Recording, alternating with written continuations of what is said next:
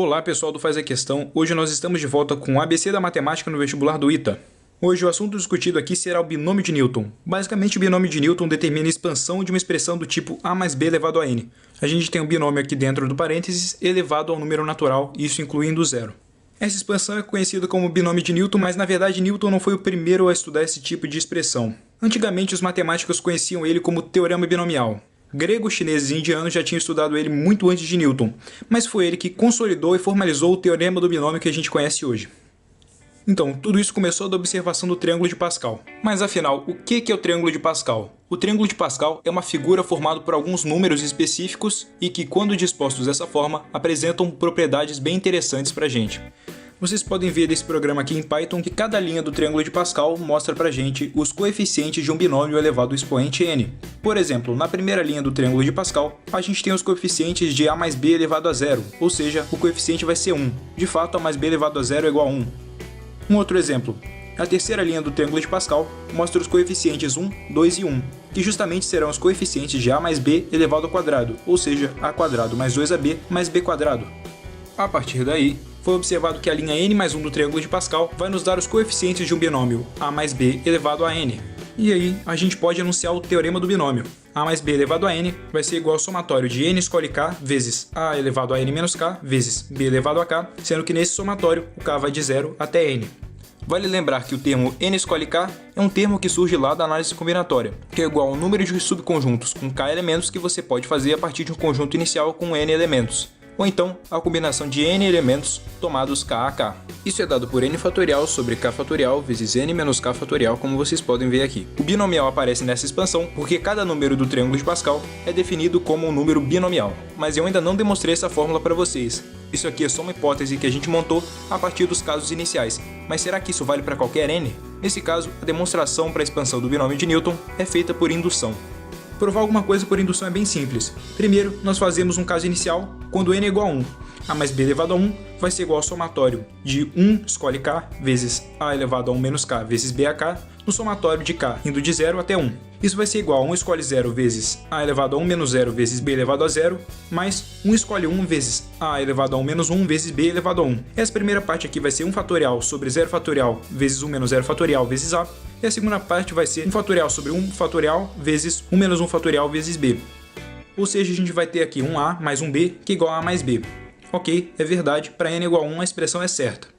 Bom, agora a gente chega na parte da hipótese da indução. A gente assume que a relação é válida para um dado n igual a m, e a gente sabe que o teorema só vai estar correto se a relação for, consequentemente, válida para n igual a m mais 1.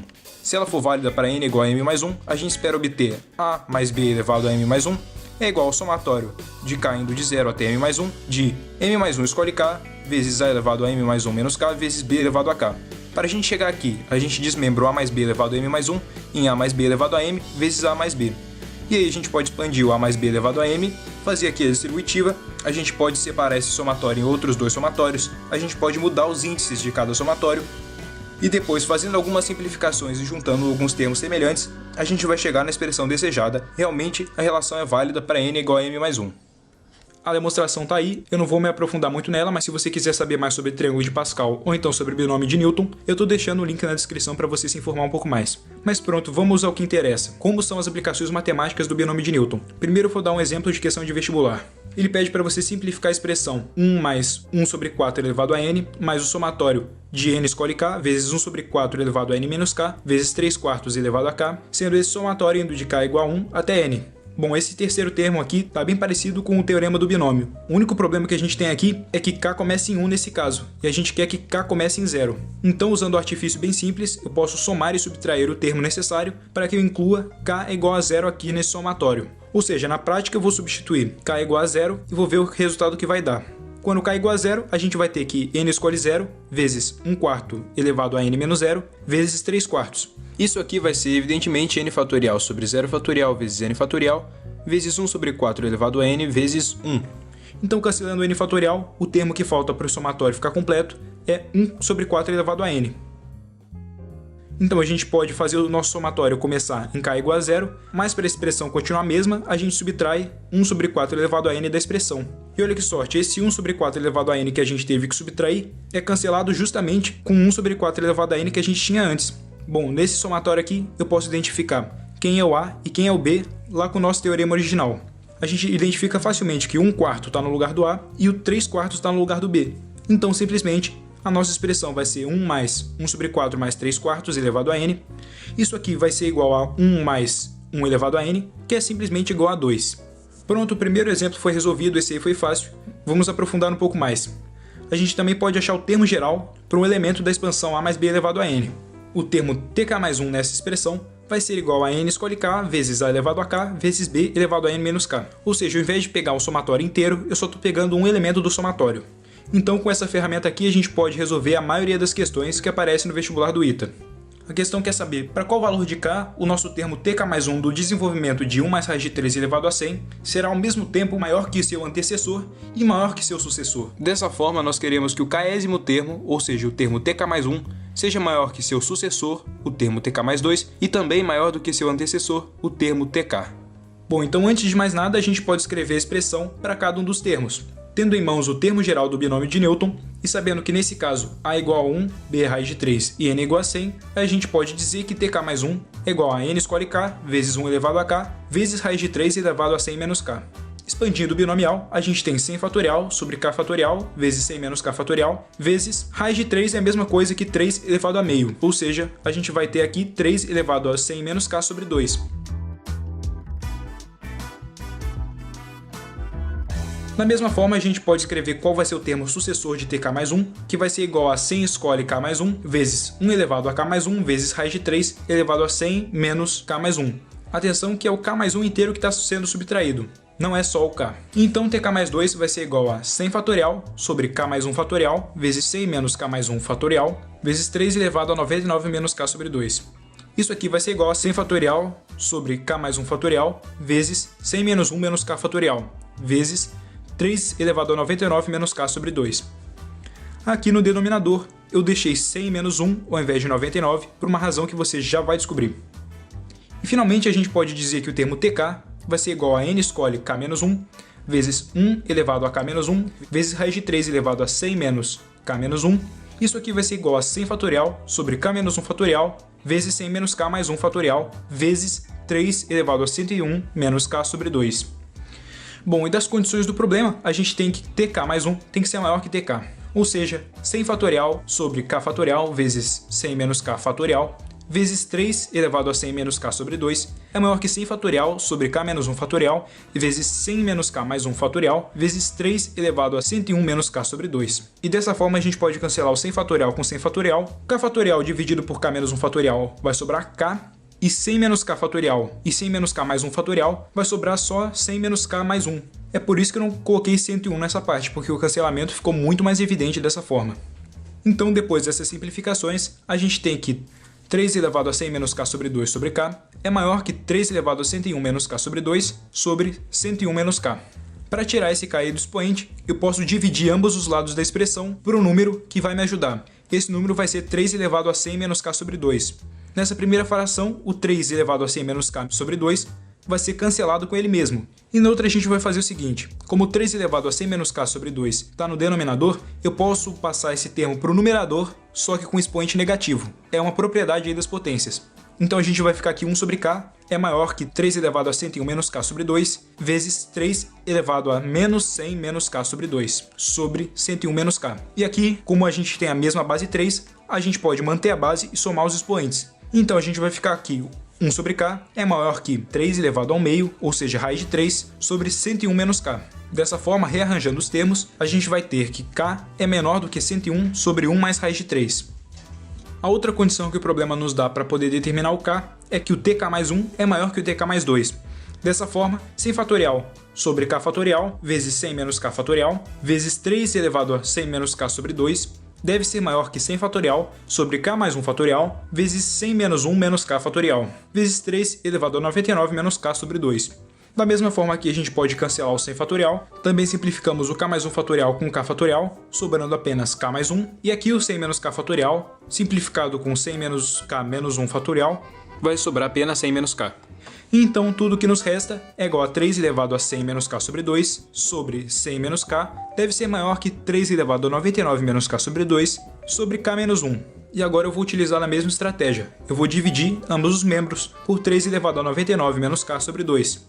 Dessa forma, esse termo vai cancelar do lado direito, e no lado esquerdo, a gente vai ter que 3 elevado a 100 menos k sobre 2, menos 99 menos k sobre 2, sobre 100 menos k, é maior que 1 sobre k mais 1. Dessa forma, a gente pode ordenar os termos, ficando com k é maior que 100 menos raiz de 3 sobre raiz de 3 mais 1. Bom, dessas duas expressões que a gente encontrou, a gente acha que k tem que ser maior do que 35,96 e ao mesmo tempo tem que ser menor que 36,96.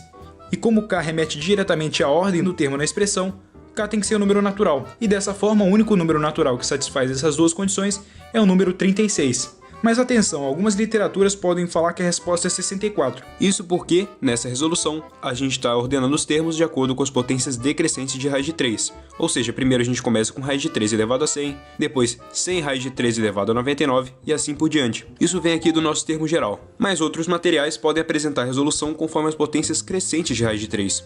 Ou seja, o primeiro termo vai ser 1 elevado a 100, o segundo termo vai ser raiz de 3 e assim por diante. E basicamente o que a gente fez foi inverter a ordem dos termos. E já que a gente está tratando de uma soma, as duas expansões estão corretas. Então estão aí as duas respostas possíveis, 36 ou 64. Quando k é igual a 36, o termo que a gente está falando vai ser o 37º termo na sequência. Isso porque o nosso primeiro termo, T1, é obtido quando k é igual a 0.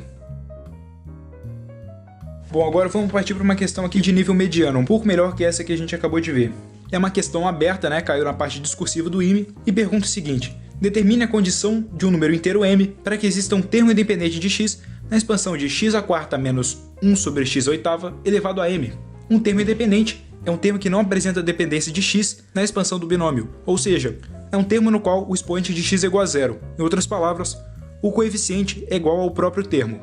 Bom, nessa expansão aqui, um termo genérico de ordem tk mais 1 vai ser igual a m escolhe k vezes x à quarta elevado a k vezes menos x elevado a menos 8 elevado a m menos k. Então esse termo tk mais 1 vai ser igual a menos m escolhe k vezes x elevado a 4k vezes x elevado a 8k menos 8m, operando aqui com as propriedades de potência. Finalmente, o termo tk mais 1 é igual a menos m escolhe k vezes x elevado a 12k menos 8m. Mas aí ele pede uma condição da existência de um termo independente.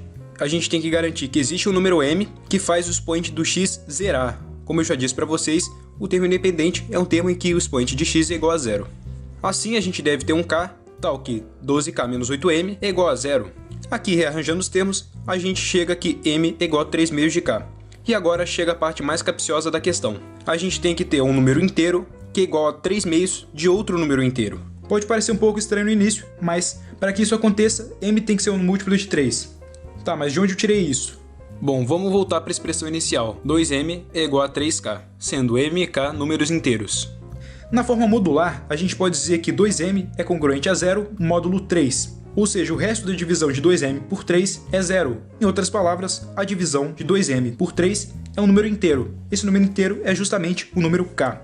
Bom, sabendo que 2m é congruente a 0 módulo 3, a gente pode dizer que m é congruente a 0 módulo 3. Afinal, esse m tem que ter o fator 3, que é cancelado durante a divisão. Mas aí, como a gente tem m congruente a 0 módulo 3, isso é a mesma coisa que dizer que m é um múltiplo de 3. Portanto, essa é justamente a condição que ele pede lá no enunciado. E o gabarito fica m é múltiplo de 3. Essas noções do teorema do binômio, termo geral e determinação do termo independente é que fundamentam quase todas as questões de nível IME-ITA de binômio de Newton. Mas eu não posso deixar de mencionar um caso que apareceu algumas vezes em alguns livros russos. O seguinte, você tem 3 termos elevado ao expoente. Por exemplo, 1 mais x mais 6 sobre x elevado a 10.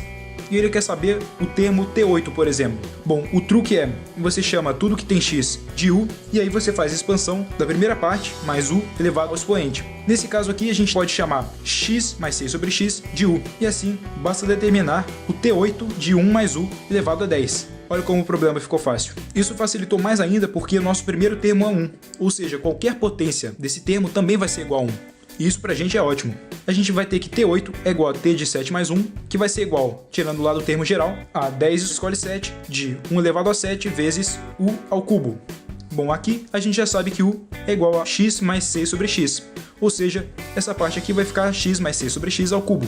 Então, fazendo toda a expansão do cubo, que pode ser feita com o binômio de Newton, ou então com a fórmula que a gente já conhece, a gente tem que o T8 vai ser 10 fatorial sobre 7 fatorial vezes 3 fatorial vezes x ao cubo mais 3x quadrado vezes 6 sobre x, mais 3x vezes 36 sobre x quadrado, mais 216 sobre x ao cubo. E com mais algumas simplificações, a gente chega que o T8 vai ser igual a 120 vezes x ao cubo mais 18x, mais 108 sobre x quadrado, mais 216 sobre x ao cubo. Essa questão aqui não é uma questão real, ou seja, que caiu em algum vestibular, mas ela está aqui justamente para ilustrar para vocês o que vocês têm que fazer quando tem 3 termos. Mas se você quiser resolver uma questão mais séria com 3 termos, eu recomendo que você encontre qual termo independente dessa expressão. Bom, isso era basicamente o que eu tinha para passar hoje. O desafio que eu vou propor aqui nesse vídeo é quantos termos racionais tem essa expressão aqui. E como eu demorei um pouco de tempo para postar esse último vídeo, eu ofereço para vocês um presente, uma lista completa de exercícios de matemática só de alto nível. Em outras palavras, você vai ter um material de cursinho totalmente gratuito na internet. No fazaquestão.com.br você vai encontrar um link para download de exercícios nessa área aqui que a gente está abordando. Para resolver essa lista aí, você vai precisar de um bom conhecimento de álgebra, você vai precisar do vídeo de hoje e também, em um ou dois exercícios, você vai precisar usar a relação de Stiefel, mas na questão vai estar indicado se você precisar usar a relação. Essa página aí que vocês estão vendo vai ser atualizada frequentemente com exercícios de números complexos no próximo vídeo e também eu vou propor alguns exercícios de física depois. Novamente, pessoal, vocês vão ter acesso a um material de nível de curso preparatório por INITA, só que de graça. Aproveitem para entrar em fazaquestão.com.br. Obrigado por assistir, bons estudos e até o próximo vídeo.